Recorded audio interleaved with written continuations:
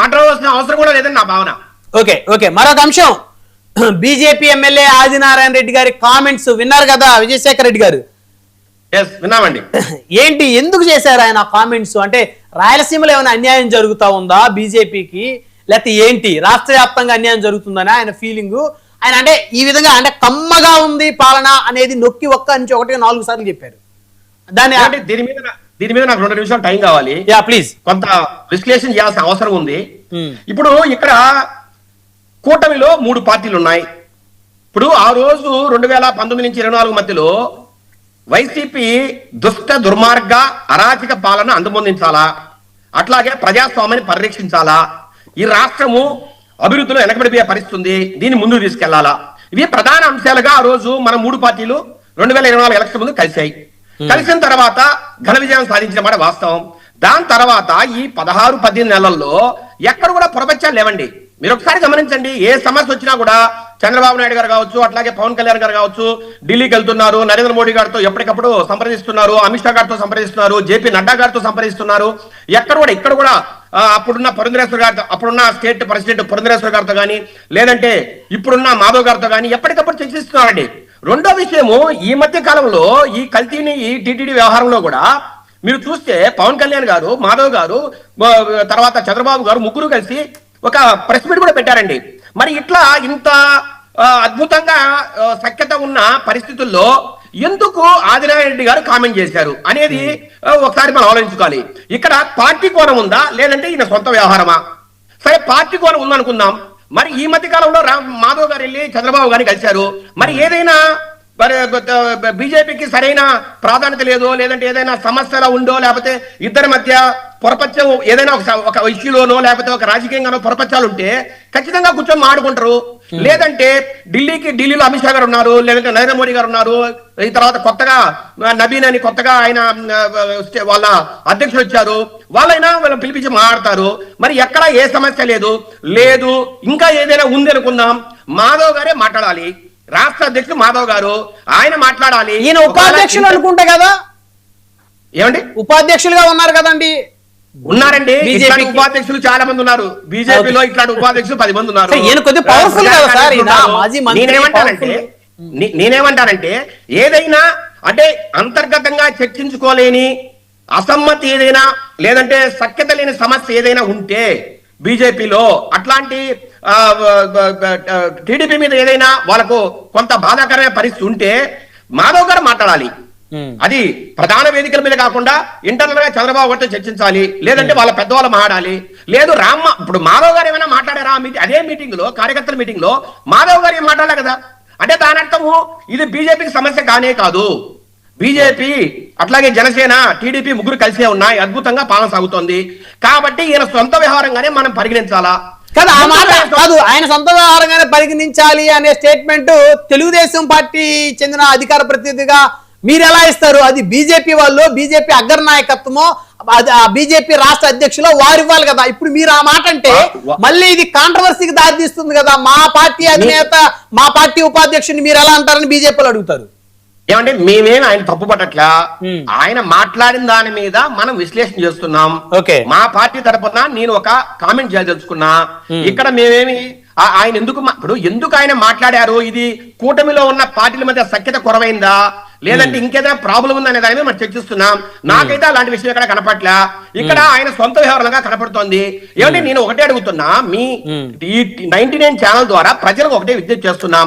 2017లో ఆయన వైసీపీ ఎమ్మెల్యేగా గెలిచిన తర్వాత 2014లో 17 ప్రాంతంలో ఆయన్ని కడప జిల్లాలో ఉన్న తెలుగుదేశం నాయకులందరినీ పక్కన పెట్టి ఆయన్ని తీసుకొచ్చి మినిస్టర్ చేసింది ఎవరండి?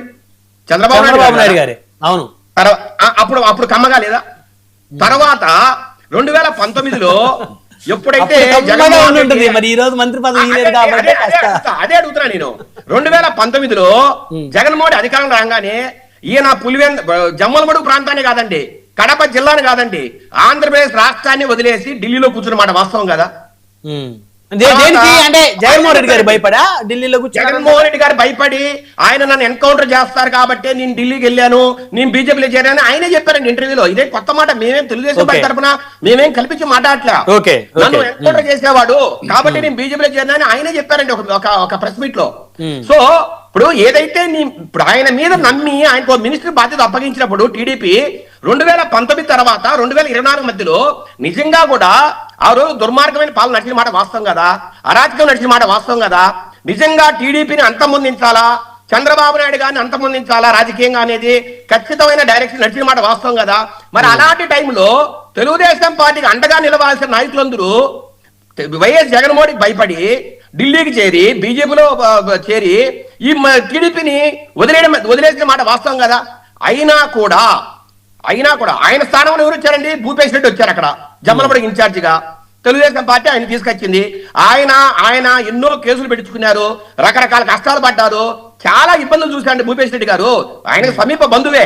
కానీ భూపేష్ రెడ్డి గారిని అంత ఇబ్బందులు పడిన తర్వాత కూడా కూటమి పొత్తులో భాగంగా 2 నెలల ముందు 2024 ఎలక్షన్ 2 నెలల ముందర ఇదే ఆదినారాయణ రెడ్డి గారు మళ్ళా వచ్చి నాకు టికెట్ అని అడిగారు కదా, బీజేపీ టికెట్ అని అడిగారు.